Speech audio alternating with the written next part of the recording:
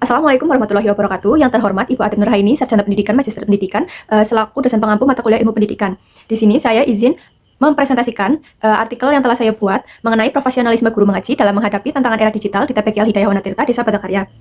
Sebelumnya, izinkan saya memperkenalkan diri terlebih dahulu. Nama saya Rizka Diana dengan NIM 2401050078, presensi 33 dari Rombel P Angkatan 2024, dari Prodi Pendidikan Guru Sekolah Dasar, Fakultas Ilmu Pendidikan dan Psikologi, Universitas Negeri Semarang. Di sini saya akan mempresentasikan hasil artikel yang telah saya buat mengenai profesionalisme guru, dimulai dari latar belakang perkembangan teknologi digital membawa dampak besar pada dunia pendidikan. Generasi muda kini lebih akrab dengan media sosial dan gadget dibanding metode pembelajaran yang tradisional. Nah, di era yang serba digital ini, guru itu diharapkan tidak hanya menguasai substansi materi ajar, melainkan juga memiliki keterampilan literasi digital serta kemampuan mengintegrasikan teknologi dalam proses pembelajaran. Nah, ini itu tidak hanya bagi guru di kegiatan pendidikan formal saja, tetapi juga pendidikan non formal seperti TPQ itu tadi, atau harus dikuasai oleh seorang guru mengaji.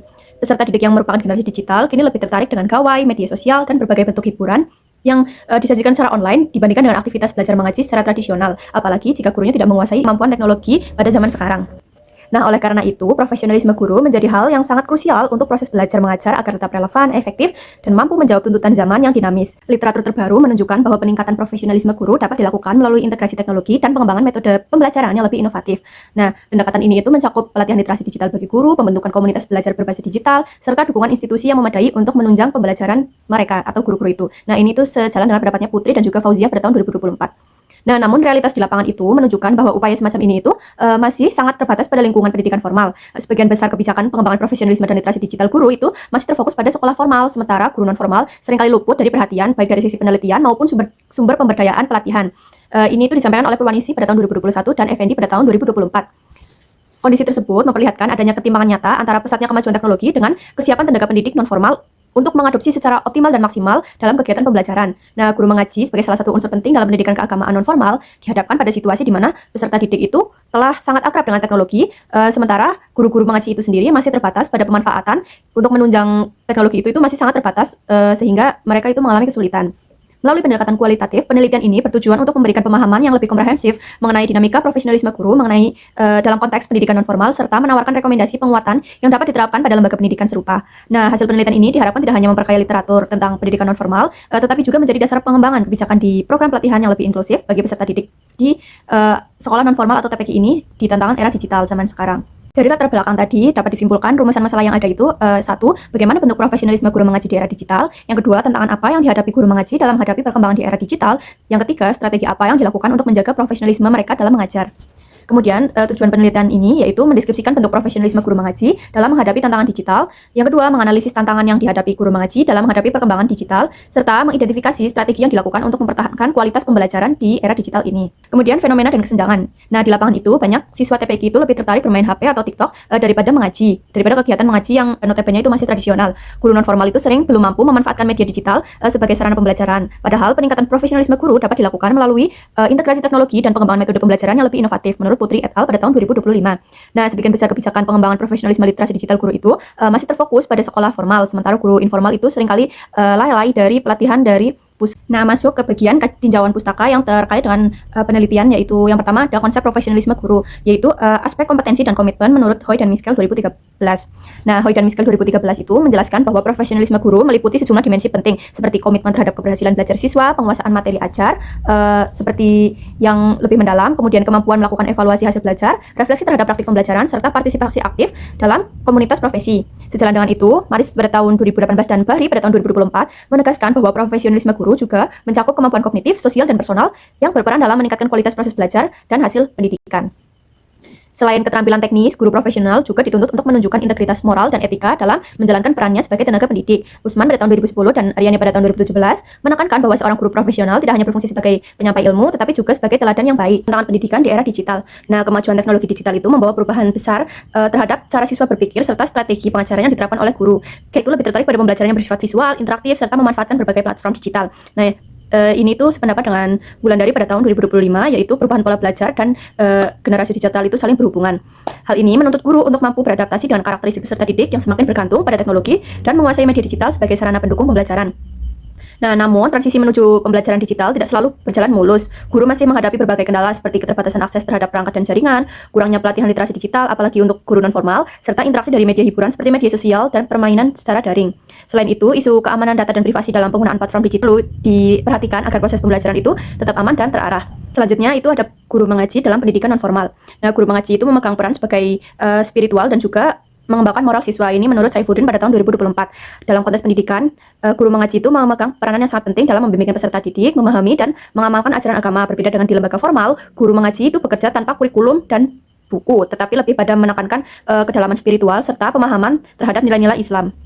Kemudian masuk ke metode penelitian. Ini menggunakan penelitian kualitatif deskriptif dengan jenis studi kasus untuk mendeskripsikan secara mendalam bentuk profesionalisme guru mengaji dalam menghadapi tantangan di era digital. Nah, pendekatan ini dipilih karena mampu memberikan pemahaman kontekstual terhadap fenomena sosial secara natural dengan menggambarkan secara nyata dan rinci pengalaman dan strategi yang diterapkan oleh subjek penelitian. Menurut Ridho tahun 2020 itu menegaskan bahwa studi kasus sangat tepat digunakan ketika peneliti ingin memahami proses, interaksi, dan pengalaman dalam konteks spesifik secara mendalam. Hal ini sesuai dengan artikel yang akan saya buat, yaitu mengenai profesionalisme guru, di mana membutuhkan proses belajar mengajar, interaksi antara guru dan murid, dan juga pengalaman belajar yang dialami oleh siswa dan juga guru. Subjek dan lokasi penelitian, yaitu subjeknya saya mengambil 2 guru dari TPQ Hidayah Wanatirta yang masih aktif mengajar dengan rentang usia yang berbeda, dipilih dengan proporsi sampling yaitu usia dan pengalaman yang berbeda menurut Sugiono tahun 2020. Nah, ini karena dari segi usia dan pengalaman mengajar berbeda sehingga diharapkan dapat memberikan sudut pandang yang beragam terkait profesionalisme dan adaptasi mereka terhadap teknologi digital dalam pembelajaran non-formal. Pengumpulan data yaitu dilakukan dengan urutan wawancara semi terstruktur, yaitu mengenali pengalaman dan strategi, kemudian dokumentasi yaitu ada foto, catatan kegiatan, dan observasi di TPQ. Data dalam penelitian ini dikumpulkan melalui 2 metode utama, yaitu wawancara dan dokumentasi. Nah, ini ada contoh dokumentasi yang saya ambil saat melakukan observasi di TPQ. Kemudian dalam analisis data ini menggunakan model Myers dan Hartman pada tahun 2020, yaitu reduksi, penyajian, dan penarikan kesimpulan. Tahap reduksi dilakukan dengan menyeleksi dan mengorganisasi data sesuai tema yang relevan dengan fokus penelitian. Kemudian tahap penyajian data diwujudkan dalam bentuk narasi deskriptif dan tabel agar hubungan antar tema itu dapat terlihat dengan sangat jelas. Kemudian tahap terakhir adalah penarikan kesimpulan, yaitu proses interpretasi terhadap data untuk menjawab rumusan masalah serta menemukan pola yang bermakna terkait profesionalisme guru. Penelitian ini melibatkan 2 orang guru mengaji aktif di TPQ Hidayah Wanatirta, A atau Ibu R. Rupiati, usia 60 tahun, nama mengajar 15 tahun, jumlah murid tetap itu 20 murid. Guru B atau Guru Mahidi, Pak Mahidi, yaitu usianya 39 tahun, berjaraknya cukup jauh dengan guru A tadi, lama mengajarnya 7 tahun dan murid tetapnya itu 22. Jadi yang 60 tahun ini mengajarnya itu pada malam hari dan yang Pak Mahidi ini mengajarnya pada siang hari atau sore seperti itu. Nah, di sini ada dokumentasi saat saya melakukan wawancara kepada guru A dan juga guru B. Kemudian ada tabel, yaitu ada jenis tantangan antara guru A dan guru B, itu mereka diwawancara ada berapa murid yang kira-kira itu sesuai dengan yang saya tanyakan. Seperti anak lebih suka bermain HP, guru A itu menjawab sepertinya ada 8 dan guru B menjawab sepertinya ada 12 anak. Kemudian kurangnya dukungan orang tua, guru A itu ada 3 dan guru B itu kira-kira ada 3.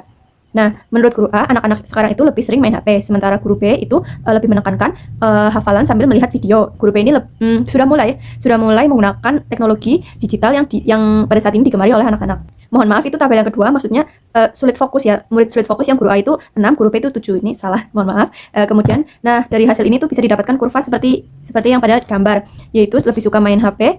Yang warna orange itu guru A 60 tahun, yang warna biru itu guru B 39 tahun yang sudah mulai menggunakan teknologi dalam pembelajaran di TPQ. Nah, dapat dianalisis bahwa distraksi digital itu menurunkan fokus belajar menurut Hamatul Quran pada tahun 2024, serta kurangnya pendampingan orang tua itu memperburuk sifat disiplin anak. Kemudian teknologi itu bisa jadi alat bantu atau penghambat jika tidak dikendalikan, bisa alat bantu jika digunakannya itu sesuai atau pada saat jam pembelajaran. Nah, maknanya itu guru non formal perlu literasi digital agar mampu mengelola tantangan ini. Nah, kemudian masuk ke bagian strategi guru dalam menghadapi tantangan.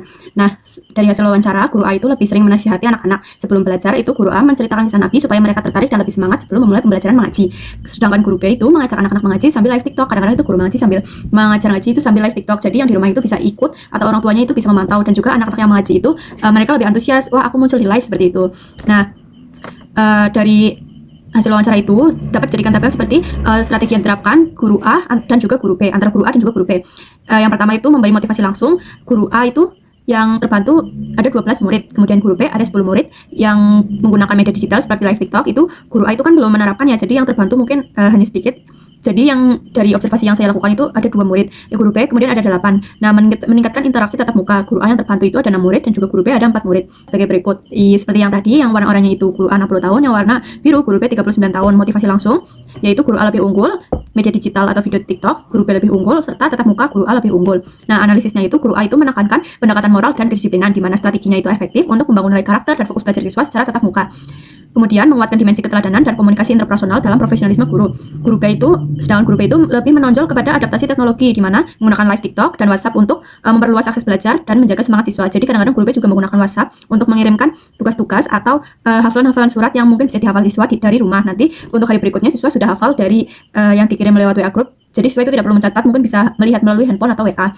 Nah, indikator profesionalisme guru yang pertama ada kedisiplinan. Guru A itu datang tepat waktu dan juga mengajar secara rutin. Guru B itu fleksibel tetapi tetap konsisten. Sedangkan dalam aspek keteladanan sikap, guru A itu sangat sabar, berwibawa, dan menjadi panutan. Sedangkan guru B itu ramah, komunikatif, dan lebih terbuka. Kemudian pada aspek adaptasi teknologi itu guru A masih terbatas atau manual, jadi masih sangat minim sekali. Sementara guru B itu sudah lebih aktif melalui TikTok, video, dan juga grup WhatsApp. Sedangkan komunikasi dengan murid itu guru A itu melalui tatap muka langsung dan guru B itu lebih fleksibel seperti yang tadi sudah disebutkan, itu bisa menggunakan WhatsApp dan juga tatap muka, jadi bisa online maupun offline. Nah, analisisnya yaitu guru mengaji menghadapi 2 tantangan utama. Yang pertama, perubahan perilaku siswa akibat teknologi. Yang kedua, keterbatasan literasi guru. Guru A itu lebih profesional, tradisional, menerapkan nilai moral dan juga kedisiplinan. Sementara guru B yaitu lebih profesional yang adaptif, yaitu menerapkan teknologi dan juga menginovasi. Keduanya itu tetap menjaga nilai keagamaan dalam pembelajaran non-formal. Nah, kedua model ini memperlihatkan bahwa profesionalisme guru mengaji itu bersifat kontekstual dan adaptif, menggabungkan integritas spiritual dengan kemampuan teknologi. Nah, dari penelitian yang sudah saya lakukan, dapat saya simpulkan bahwa profesionalisme guru mengaji tetap terjaga meski menghadapi tantangan era digital. Guru A menunjukkan profesionalisme tradisional seperti disiplin, keteladanan, dan tanggung jawab moral, sementara guru B menampilkan profesionalisme adaptif, yaitu seperti melakukan TikTok Live, media digital untuk pembelajaran, serta profesionalisme guru itu bukan hanya soal teknologi, tetapi juga kemampuan menjaga nilai spiritual, etika, dan Islam. Guru mengaji menjadi jembatan antara tradisi dan juga inovasi digital. Nah, sarannya yaitu yang pertama untuk guru mengaji yaitu meningkatkan literasi digital dan kolaborasi antar TPQ, bisa satu kecamatan, satu kabupaten seperti itu, agar pembelajaran itu lebih kreatif dan relevan. Kemudian untuk orang tua, nah, pendampingan anak menggunakan teknologi secara positif itu dapat mendukung kegiatan mengaji baik secara daring maupun luring. Intinya peran orang tua itu penting. Kemudian untuk pemerintah dan lembaga non formal bisa mengadakan pelatihan digital berbasis nilai keislaman dan memberikan dukungan berupa fasilitas serta intensif bagi guru mengaji, tidak hanya untuk guru yang formal saja. Nah, sekian pemaparan artikel dari saya. Saya ucapkan terima kasih banyak. Kata-kata dari saya yaitu profesionalisme guru mengaji akan tumbuh apabila teknologi dikelola dengan nilai spiritual dan kerjasama lintas pihak. Terima kasih. Wassalamualaikum warahmatullahi wabarakatuh.